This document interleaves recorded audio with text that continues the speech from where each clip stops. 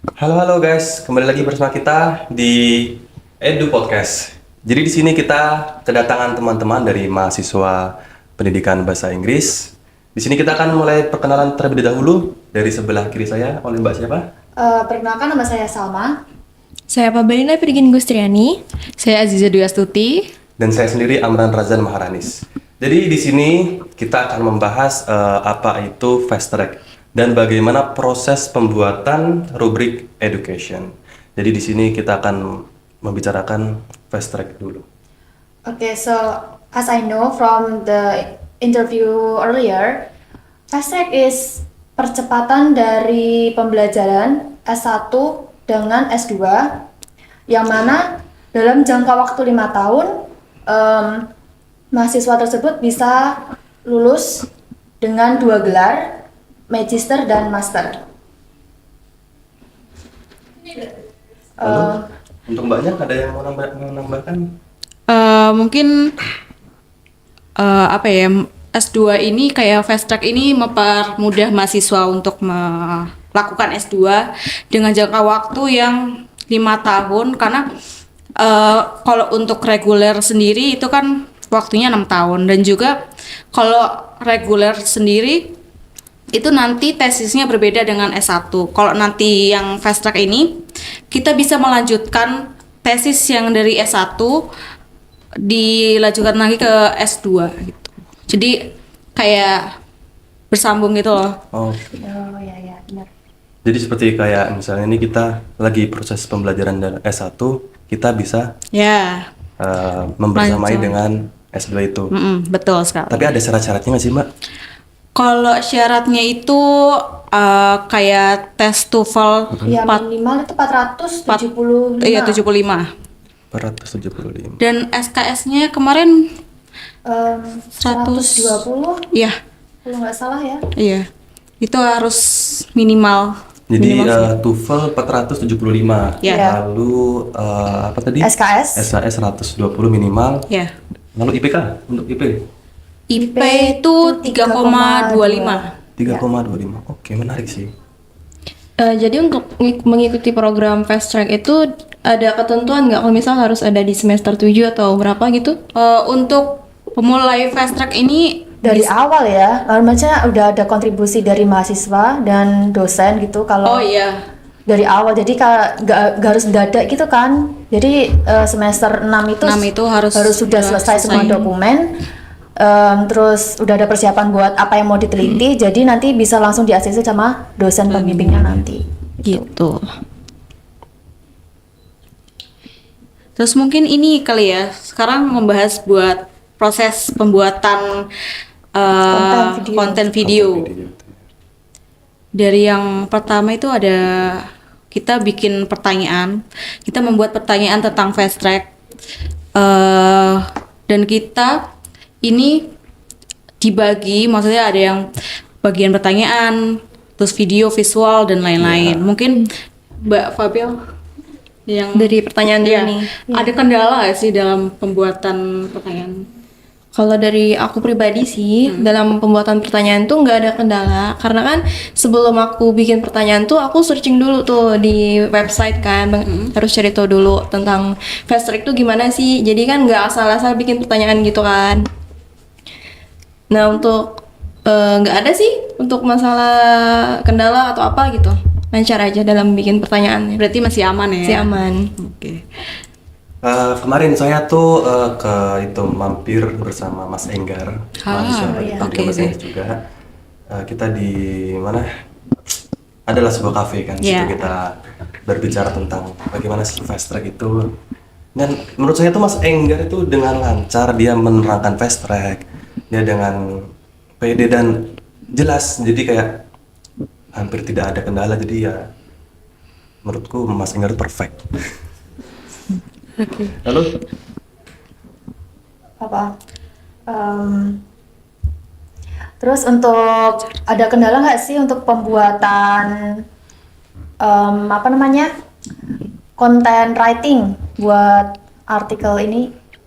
Kalau dari writing sendiri kan kita mengambil jawaban dari Interview. Nah, dari interview Mas Enggar dan juga kemarin ada Mbak Imas, Pamastu Narpadwita. Nah, itu kita masukin semua jawaban yang mereka jawab itu ke dalam artikel gitu. Itu masih proses penulisan sih Oh sekarang. gitu. Oke.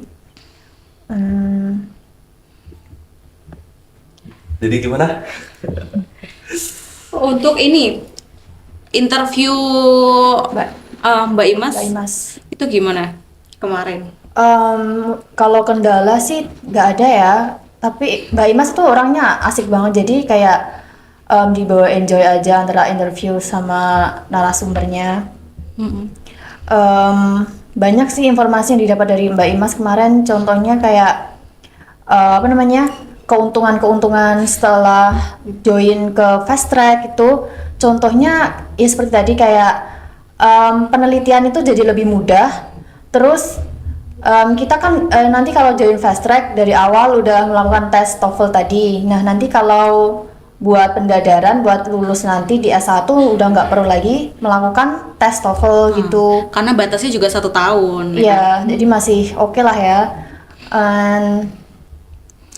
Dari apa ya? Dari segi biaya mungkin lebih efisien, lebih efektif gitu nggak sih? Iya. Jadi nggak terlalu makan banyak pengeluaran gitu karena cuman 1 tahun. Kalau reguler kan harus 2 tahun. Dan mungkin biayanya juga 2 kali lipat dari yang fast track ini. Iya benar. Terus kemarin juga kita wawancara Mbak Imas menanyakan tentang kendala yang dihadapi, mungkin kayak membagi waktunya kali ya. Iya. Karena kan harus ngurus kayak tesisnya, ngajain tesis, KKN. kuliah, KKN. Sambil semester 1 di S2 ya. Ya, betul. Dari Mbak Ima sendiri itu tuh untuk pembagian waktunya cukup baik karena di S2 itu SKS-nya di awal-awal hanya 4 SKS, jadi cuman sekitar 2 hari untuk perkuliahan dan itu pun masih online karena masih banyak mahasiswa lain yang belum ada di Jogja, jadi mempermudah apa namanya untuk membagi waktu antara harus mengikuti KKN, terus mengerjakan tesis dengan kuliah di semester awal S2 tuh. So the conclusion is after the student joining fast track, there will be a lot of benefits that the student will get.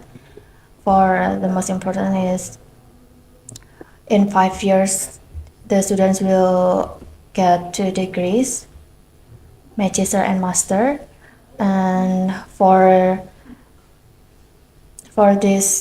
making content practicum, I think that there's no difficulties or any big struggle that we face. So I think everything is already nice, you know.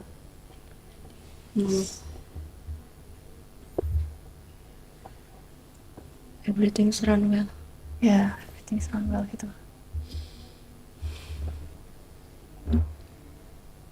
Ya jadi begitu guys. Apa namanya, jadi jika keuntungan kita kalau misalnya kita mengikuti fast track tadi sudah dijelaskan oleh mbak-mbaknya, seperti ada saya sebutkan satu. Jadi kita selama 5 tahun kita bisa ngambil 2 itu ya, dua gelar itu ya, jadi S1 dan S2. Lalu kita juga bisa lebih ngirit ya sih, kan lebih ngirit dan masih banyak keuntungan lagi. Jadi ya buat apa gitu kan kita tidak memaksimalkan ini gitu kan. Nah, jadi buat adik-adik yang pengen ikut fast track, jadi Harus dipersiapkan dari awal ya. lebih awal, jadi biar lebih mudah dan lebih menghemat. Jadi uang jajan bisa buat jajan juga kan. Iya. Terus untuk saran ini dong, saran untuk praktikum ini, praktikum khususnya jurnalistik ini, ada nggak sih, ada saran-saran?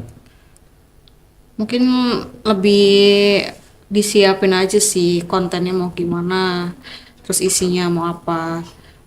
Ya benar. Dari awal tuh juga Harus apa matang. namanya harus clear, harus detail gitu antara mau pembuatan konten dari pihak mahasiswa sama dari pihak dosen. Dosen, Jadi biar nggak messy gitu loh di tengah-tengah pembuatan tiba-tiba ada konfirmasi lain dari dosen harus gini harus gitu.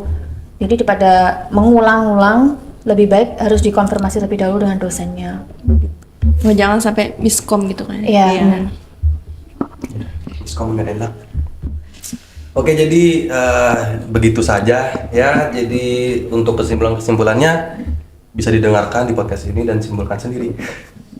Oke, dari kami Edu Podcast mohon undur diri. Wassalamualaikum warahmatullahi wabarakatuh.